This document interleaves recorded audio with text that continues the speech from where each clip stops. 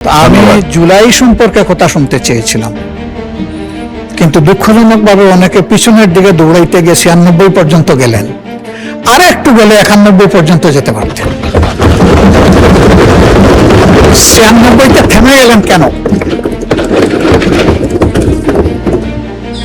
96 এর ব্যাখ্যা দিয়েছেন চমৎকার ভাবে যে 96 একসাথে আমরা জোট করি নাই, জোট হয়েছে বিএনপির সাথে, এর বাইরে কারো সাথে এর আগে আমাদের জোট ছিল না। যদি বলা হয় এটা 1 থেকে 100 পর্যন্ত পুরাটা মিথ্যা। এটা ইতিহাস জানার কমতি, এটা রাজনীতিতে অনভিজ্ঞতা।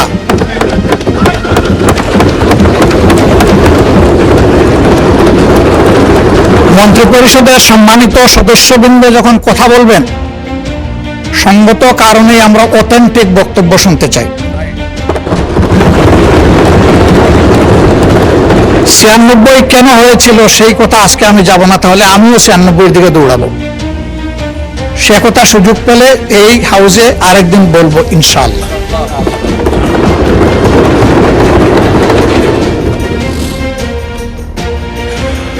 আমার আরেকজন মাননীয় প্রতিমন্ত্রী তিনি বলেছেন, আমি বুঝেছি এটা এনসিপির দিকে ইঙ্গিত করে বলেছেন যে তারা তো তখন ছিলেন, তখন কি করেছেন তারা, বা আরো কিছু করতে পারতেন কিনা। আমি ওই দোষাদোষিতে যেতে চাই না। এই ব্যাপারে এনসিপির বক্তব্য রেখেছেন এবং চমৎকার করে বলেছেন যে আমরা এটা করেছি ওইটা করেছি, আরো করা দরকার ছিল, আমরা পারি নাই, এখন আপনারা করেন। এটাই হওয়া উচিত। আমি গিয়েছিলাম ব্যাংককের হাসপাতালে পঙ্গু জুলাই যোদ্ধাদেরকে দেখতে। আমি সবার সাথে কথা না বলতে পারলেও অনেকের সাথে কথা বলেছি। আমি জানতে পেরেছি তাদের যাদেরকেই পাঠানো হয়েছে চিকিৎসার জন্য, এইটা সদ্য সাবেক সরকারের সময়ই পাঠানো হয়েছে, কিন্তু এখনো আমাদের কাছেও আসে। আমার বিশ্বাস সরকারি দলের নেতৃবৃন্দের কাছেও যায়। বহু আহত পঙ্গু যোদ্ধা চিকিৎসার জন্য এখন দাঁড়ে দাঁড়ে ঘোরায়। আমার অনুরোধ সরকার যেন তাদের দিকে দৃষ্টি দেয়। ওই দোষারোপের রাজনীতিতে যাওয়ার দরকার নেই, দায়িত্ব পালন হোক, শান্তি পাব।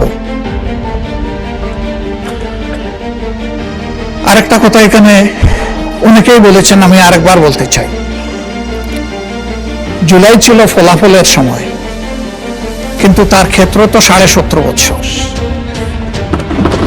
এই সময়ের ভিতরে যারা গুম হয়েছেন, খুন হয়েছেন, পঙ্গু হয়েছেন, তাদেরকে ফেলে দেওয়া, ভুলে যাওয়া উচিত হবে না। এটা নিজের আত্মার সাথে বিশ্বাসঘাতকতার সামিল হবে। তাকে পরম শ্রদ্ধায় তাদেরকে স্মরণে রাখতে হবে, শুধু মুখে নয়, কাজে।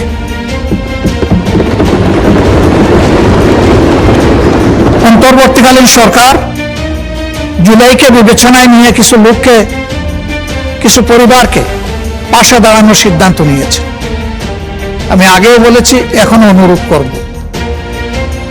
যাদের তিলে তিলে স্যাক্রিফাইসের কারণে এই জুলাই সফল হয়েছিল, তাদের জন্য অনুরূপ সমান ব্যবস্থা করা হোক। এতে যদি এখানকার সংসদ সদস্যদের তাদের কোনো ফ্যাসিলিটি কার্টেল করে ওইটা করতে হয়, আমি প্রথমে আমারটা অফার করছি। যাদের কারণে আজকের এই সংসদ, তাদের প্রতি আমাদের অবশ্যই দায়বদ্ধতা রয়েছে। এ দায় পরিশোধ করতেই হবে, এর কোনো বিকল্প নেই। শুধু জুলাইয়ের পঙ্গু নয়, সেই সময়ের পঙ্গুরা, আহতরা, গুলিবিদ্ধরা, যারা এখনো পিলেট আর বুলেট নিজের বডিতে নিয়ে তারা ঘুরাচ্ছেন, দিনরাত যন্ত্রণায় কাতরাচ্ছেন, কারো ঘাড়ে, কারো কোমরে, কারো বুকে, এগুলা সাক্ষী আমরা সবাই। তাদের প্রতি আমাদেরকে অ্যাটেনশন দিতে হবে। তাহলে আগামীতে এই দেশে বেশি বেশি করে বীর জন্ম নেবে ইনশাআল্লাহ।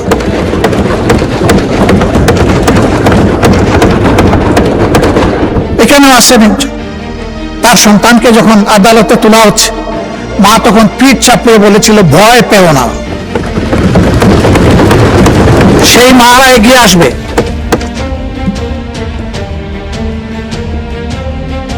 কিন্তু আমরা যদি বিস্মৃত হয়ে যাই, তাদেরকে যদি আমরা ফেলে দেই, তাহলে এটা হবে না।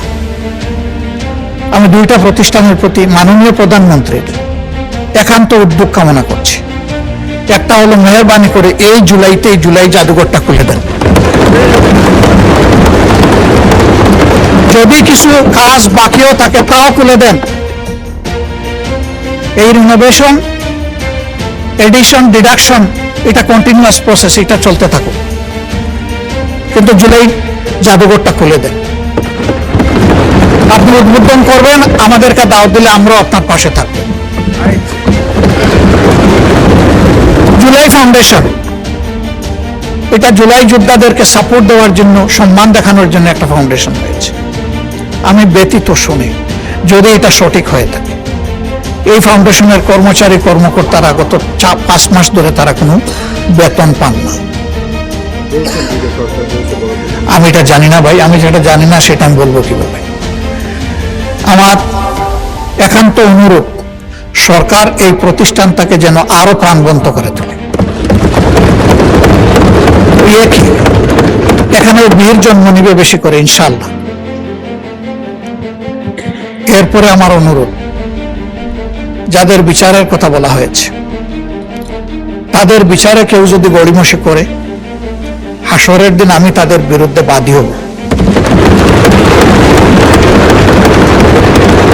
এখানে আমি যে মুখগুলো দেখতে পাচ্ছি, অনেকে একসাথে আমরা জেলে ছিলাম, আমাকে মিলে একটু বেশি আদর করত, দীর্ঘ সময় রাখত, সহজে ছাড়তো না আমাকে। আমার বন্ধুরা অনেকে আমার পরে যেত, আগে চলে আসতো, আমাকে বেশি সময় কেন রাখতো এটা তারা ভালো জানে। তবে আমরা যারা জেলে বন্দী ছিলাম, শরীরটা জেলের ভিতরে ছিল, মনটা আমাদের বাইরে ছিল। এই জুলাই যোদ্ধাদের পাশাপাশি 17 বছরে জি ওনার টাইম এক্সটেনশন, জি জি জি মাননীয় বিরোধী দলীয় নেতা সবাই শুনতে চাচ্ছেন, ট্রেজারি বেঞ্চের মাননীয় চিফ হুইপও চাচ্ছেন আপনার সময় বৃদ্ধি করা হবে। তো আপনি কতক্ষণের মধ্যে হলে আমরা রিজনেবলি শেষ করতে পারবো? জি 5 minutes, okay 5 minutes, thank you. আপনাদের দুইজনকেই ধন্যবাদ। বিচারের ব্যাপারে কোনো গড়িমসি এই জাতি আসলেই সহ্য করবে না। এই ট্রমা বহন করার শক্তি এই জাতির নাই। বিচার হতেই হবে। তবে অবশ্যই এটাও বলবো, কারো উপর যেন অবিচার করা না হয়, বিচারটা যেন ন্যায় বিচারই হয়। আমাদের নেতৃবৃন্দকে ফাঁসিতে ঝুলিয়েছে, we are proud of them. তাদেরকে নিয়ে অনেক ষড়যন্ত্র করেছে মুখ দিয়ে একটা কথা বের করার জন্য। আলহামদুলিল্লাহ, তারা কারো কাছে মাথা নত করে।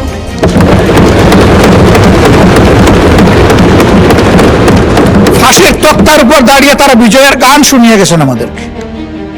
তারা শক্তি এবং সাহস আমাদেরকে দিয়ে গেছে, আমরা তাদেরকে নিয়ে গর্বিত। তারা আমাদের সম্পদ, আমি বিশ্বাস করি তারা জাতিরও সম্পদ। কিছু মিডিয়া, সবাই নয় তবে বেশিরভাগ, সেই সময় স্বৈরাচারকে ভয়ঙ্কর স্বৈরাচার হইতে সাহায্য করেছিল।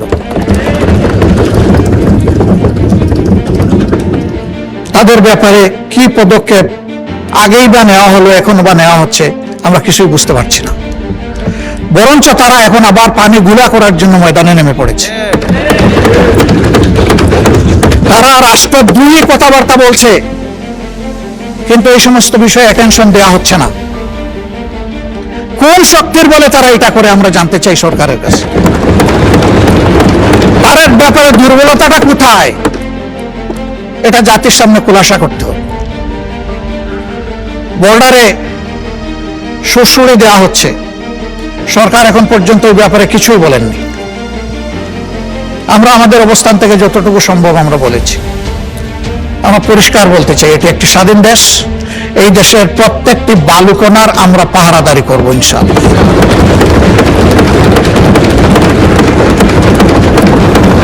আমরা বলতে আমি বিরোধী দল মিন করছি না, আমরা বলতে এই পুরা হাউস এবং 18 কোটি মানুষকে মিন করছি।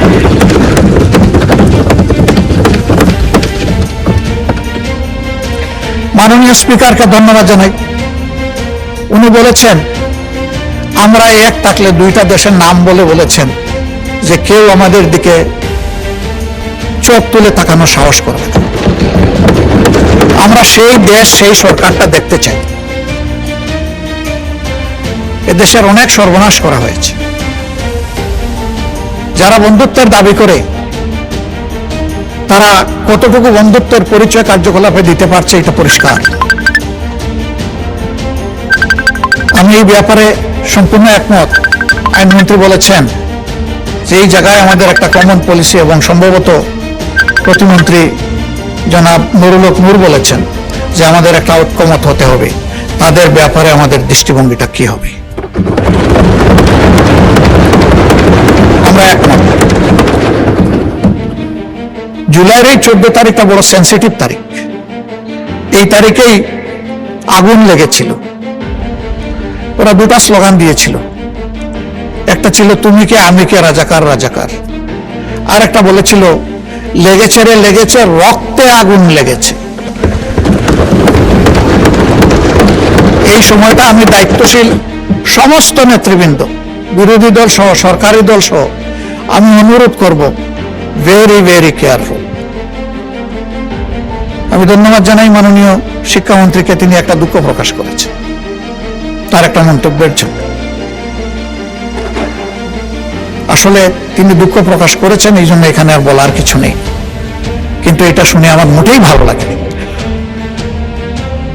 এটা যে সেন্সেই তিনি বলে থাকেন না কেন, আমাদের পর্যায় থেকে এইরকম কোনো মন্তব্য হওয়া উচিত নয়। এটা আমাদের অনেক কেয়ারফুল হওয়া উচিত দায়িত্বশীলতার জায়গা থেকে। মাননীয় স্পিকার, শেষমেশ আমি অনুরোধ করব, জুলাই এসেছিল একটা পরিবর্তনের জন্য, একটা নিউ ডাইমেনশন নেশন বিল্ড আপের জন্য। এর জন্যই কনসেনসাস পরিষদে দীর্ঘ আলোচনা করে কিছু রিকমেন্ডেশন তৈরি করা হয়েছিল। এই জন্যই একটা গণভোট অনুষ্ঠিত হয়েছিল। সেই গণভোটে জনগণ হায়ের পক্ষে, সংস্কারের পক্ষে রায় দিয়েছিল। কি এখানে হয়ে গেল আমরা ঠিক বুঝতে পারি নাই। বারবার বলা হচ্ছে এখানে প্রতারণা করা হয়েছে। কে করলো? এই ডায়ালগে তো সবাই। জি, একটু মাইকটা দেন, কন্টিনিউ করেন একটু প্লিজ। এই জন্য আমি অনুরোধ করব যে মেহরবানি করে এই বিষয়টাকে তারা অবশ্যই ইতিবাচক বিবেচনায় নেবেন। দেশ এবং জাতি সকলের জন্য ভালো হবে। মানুষ তাদের বুথের মূল্যায়নটা দেখলে গণতন্ত্রের প্রতি তাদের শ্রদ্ধাবোধ এবং সমর্থন বৃদ্ধি পাবে। অন্যথায় গণতান্ত্রিক প্রতিষ্ঠান মারাত্মক হুমকি এবং ঝুঁকির মুখে পড়বে। মাননীয় স্পিকার, আপনাকে ধন্যবাদ আমাকে দুইবার সময় বাড়িয়ে কথা বলার সুযোগ দেওয়ার জন্য। আসসালামু আলাইকুম ওয়া রাহমাতুল্লাহ।